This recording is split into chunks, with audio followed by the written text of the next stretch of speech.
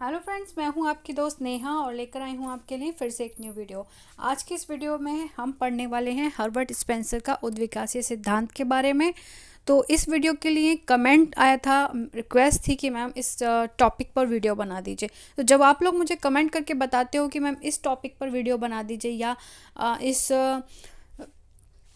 किसी भी चीज़ के लिए आप जब मुझे बोलते हो सोशोलॉजी से रिलेटेड, जो मैं उस पर वीडियोस बनाती हूँ, तो आप लोग कमेंट जरूर करा करिए। आपकी कोई भी क्वेरीज है, कोई भी क्वेश्चन है, आप मुझे कमेंट बॉक्स में कर सकते हैं। आपको वीडियो कैसी लगती है कमेंट बॉक्स में बता सकते हैं, ताकि मुझे पता लगे कि आपको मेरी वीडियो कैसी लग रही हैं।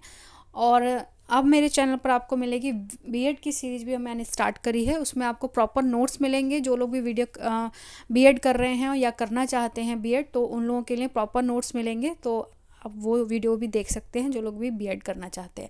तो चलिए स्टार्ट करते हैं अपनी आज की वीडियो, जो कि है हर्बर्ट स्पेंसर का उद्विकासीय सिद्धांत। तो हमारा हर्बर्ट स्पेंसर का उद्विकासीय सिद्धांत क्या है?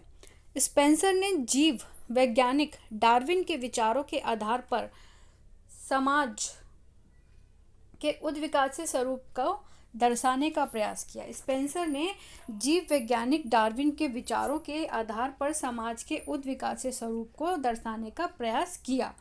डार्विन ने प्राकृतिक चयन यानी कि नेचुरल सिलेक्शन का जो नियम जानवरों एवं पौधों के बारे में दिया था, क्योंकि आप सबको पता है कि डार्विन ने जानवरों और पौधों के बारे में उद्विकासीय सिद्धांत दिया था कि उनकी ग्रोथ कैसे होती है, उनका विकास कैसे होता है, तो उस बारे में। लेकिन स्पेंसर ने जो उनका सिद्धांत है उसको बदल कर उन्होंने क्या किया कि उन्होंने कहा कि भाई जब मानव के ऊपर यानी कि जीव के ऊपर आप सिद्धांत दे रहे हो उद्विकासीय सिद्धांत, तो समाज के ऊपर भी इसको लागू कर सकते हैं। तो उन्होंने मानवीय समाज पर इसको लागू करने की कोशिश की। तो चलिए देखते हैं। हर्बर्ट स्पेंसर के अनुसार संसार की प्रत्येक वस्तु, चाहे वह जैव हो या अजैविक हो, यानी कि जैविक हो या अजैविक हो, सब पर उद्विकास होता है। मतलब उनका कहने का मतलब यह है कि जो चाहे समाज की जैविक हो या अजैविक हो, सबका उद्विकास होता है। हर्बर्ट स्पेंसर का ये कहना है। उद्विकास की यह प्रक्रिया एक रेखीय क्रम में होती है, जो प्रकृति एवं समाज में हो रहे परिवर्तन के नियम को व्यक्त करती है। कि भाई रेखीय क्रम में जो होता है, जो प्रकृति एवं समाज में हो रहे जो परिवर्तन होते हैं, उनके जो नियम को जो उद्विकास है वो व्यक्त करता है। परिवर्तन की दिशा के उन्होंने निम्नलिखित बिंदु बताए हैं, तो हम यहाँ पर देख लेते हैं। पहला है सरल से जटिल, यानी कि सिंपल टू कॉम्प्लेक्स।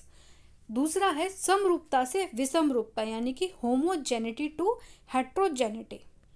तीसरा है असंबद्धता से संबद्धता, यानी कि अनकोऑर्डिनेशन टू कोऑर्डिनेशन। फिर हमारा फोर्थ है अनिश्चितता से निश्चितता, यानी कि अनसर्टेनिटी टू सर्टेनिटी। ठीक है। फिर उन्होंने इसके स्पेंसर ने उद्विकासीय समाज के 4 अवस्थाओं का उल्लेख किया, जिसमें उन्होंने बताया कि समाज सरल से आगे कैसे पहुंचा, जटिल कैसे बना, इस सब के बारे में बताया। तो हम अभी पढ़ रहे हैं सरल समाज के बारे में। सिंपल सोसाइटी, उन्होंने 4 अवस्थाएं बताई। पहला है सरल समाज, यानी कि सिंपल सोसाइटी। तो देखते हैं यहाँ पर,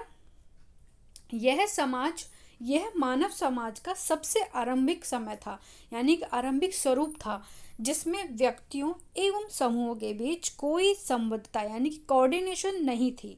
व्यक्तियों के बीच उच्चता या निम्नता का कोई भेदभाव नहीं था कि तुम ऊंची कास्ट के हो या तुम अमीर हो या हम गरीब है, ऐसा कुछ भी उनके बीच में पक्षपात नहीं था। सरल समाज में सामाजिक संरचना बहुत सरल थी कि बहुत लोग बस सिर्फ खाने और जीने के लिए ही जीते थे। उनके लाइफ में ऐसा कुछ नहीं था कि उनको कंपटीशन करना है और अपने आप को इतना आगे बढ़ा देना है कि वो अपनी लाइफ जीना भूल जाए। ऐसा उनके इस आरंभिक समाज में नहीं था। इस आरंभिक समाज में सब लोग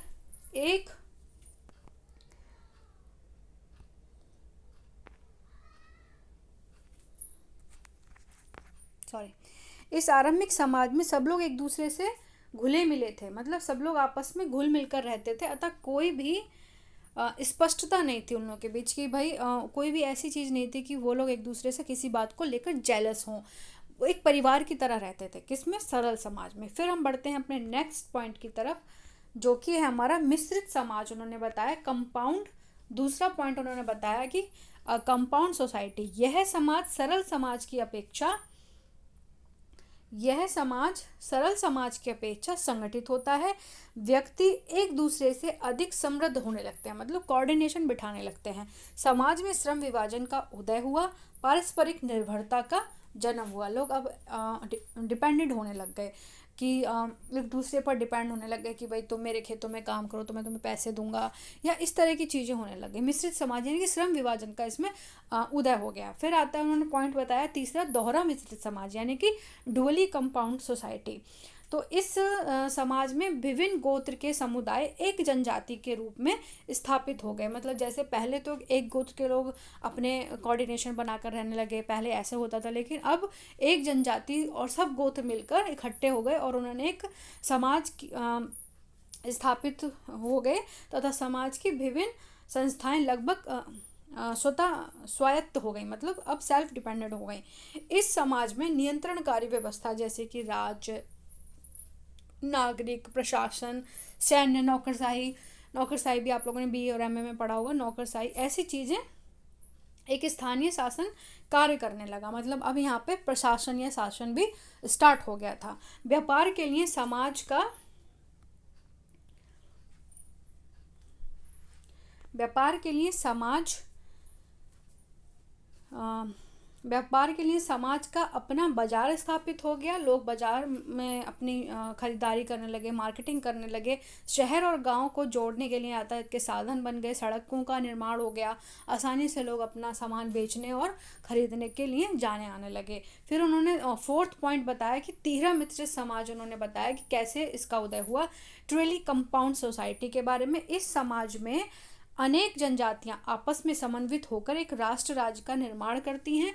इस समाज में नियामक संस्थाएं पहले के समाज से अधिक जटिल हो गई। मतलब जो पहले नियम थे वो तो ईजिली थे कि भाई लोग सिर्फ अपने अपने आपस में रह रहे हैं और प्यार प्रेम से रहे, लेकिन इस समाज में जटिल चीज़ें हो गई। मतलब सब लोग ऐसे कि आगे निकलने की कोशिश करने लगे, काम में बिजी हो गए, बहुत सारी चीज़ें ऐसी होने लगी इस समाज में। तो इसके अंतर्गत राजनीतिक नेता, दल और बहुत सारे ऐसे स्थानीय स्तर, राजनीतिक प्रतिनिधि, सैन्य संगठन, बहुत सारे संगठन स्थापित हो गए इस समाज में। तो उन्होंने बताया कि स्थानीय स्तर, राजनीतिक और ये संगठन वगैरह सब बन गए इस समाज में, किसमें, तिहरी मिश्रित समाज में। फिर हम बढ़ते हैं अपने नेक्स्ट पॉइंट की तरफ। ये है फिर हमारा, आदि स्थापित हो गए थे। व्यापार करने के लिए अनेक साधन उपलब्ध हो गए, जैसे टेलीविज़न, रेडियो, यातायात के साधन रूप जैसे बस, ट्रेन आदि उपलब्ध हो गए। अतः यह समाज लगभग वर्तमान समय को इंगित करता है। मतलब जो हमारा आज का टाइम है कि हमारे पास मेट्रो भी है, हमारे पास बस है, हमारे पास ट्रेन है, कार है, साइकिल, कि हम अपने काम इजीली कर पाते हैं, है ना। फिर जब कोई भी सिद्धांत बनता है, अब ये उन्होंने सारे पॉइंट्स बता दिए, लेकिन अब अगर कोई भी सिद्धांत बनता है तो वो क्रिटिसाइज जरूर किया जाता है, उसकी आलोचना जरूर होती है कि वो कितना लागू हुआ उन चीज़ों पे जिसके लिए वो सिद्धांत बनाया गया। तो उनकी आलोचना क्यों हुई कि स्पेंसर के उद्विकासीय नियम सभी समाजों पर लागू नहीं हो सके। स्पेंसर ने जीव की तुलना समाज से की। जीव तो मूर्त होता है, जो समाज शास्त्रियों ने उन पे पॉइंट कसा कि जीव तो मूर्त होता है, आप उससे बात कर सकते हो, देख सकते हो, छू सकते हो, लेकिन समाज क्या होता है, वो अमूर्त होता है। आप समाज से जाके बात थोड़ा ना कर सकते, समाज कोई आदमी तो नहीं है, समाज तो एक ऐसा नाम है जिसमें आप रह रहे हो। दोनों में समानता कैसे संभव है? वस्तुतः स्पेंसर का सिद्धांत दोष मुक्त नहीं है, ठीक है, क्योंकि उनके उसमें भी दोष पाए गए। तो फ्रेंड्स, ये था उद्विकासीय सिद्धांत स्पेंसर का, हर्बर्ट स्पेंसर का। अगर वीडियो पसंद आई है तो इसको लाइक, शेयर, कमेंट जरूर कीजिए, और हर एक कमेंट ज़रूरी होता है, तो प्लीज़ अपना कमेंट जरूर करा करिए ताकि मुझे पता लगे कि आपको मेरी वीडियो कैसी लगती हैं और मुझे अप्रिशिएशन मिलता है। तो इसको आगे ज़रूर फॉरवर्ड करा करिए ताकि और लोगों को भी ये वीडियो देखने को मिले, उनकी हेल्प हो पाए। तो चलिए नेक्स्ट वीडियो में जल्दी मिलते हैं। चैनल को सब्सक्राइब कीजिए, बेल बटन को जरूर क्लिक कीजिए। Thank you so much.